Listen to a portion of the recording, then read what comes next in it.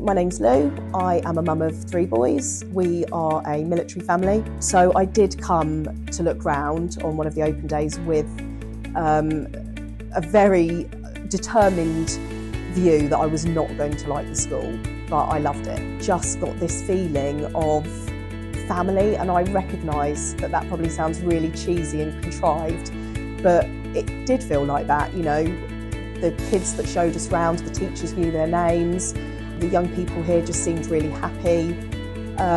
It's small classes, it's a beautiful site, it's got amazing facilities, and I recognise that, you know, that will be replicated across, you know, many public schools across the country, but I would struggle to believe that the feeling that you get at Kimbolton could be replicated.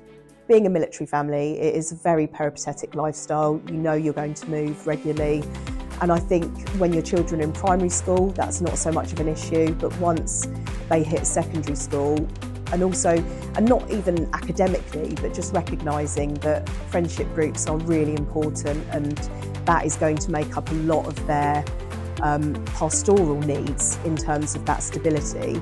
We just knew that we had to consider boarding. To me, boarding is about the boarding house. A school's a school. You know, your kids are there from 8:30 in the morning till 4:30 in the afternoon, but actually the boarding house is their home.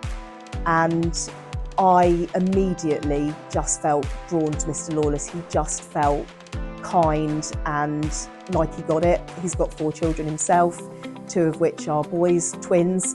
You know, my boys are quite close in age. Yeah, it was just like talking to a parent who, you know, is going to actually be, you know, literally in loco parentis for your children. So you need to feel that kind of trust and assurance, and yeah, he exuded it. So that's what kind of made me feel safe. It feels like a home. It shouldn't be called the boarding house, it should be called the boarding home. It is really homely. All the boys seem so happy in there.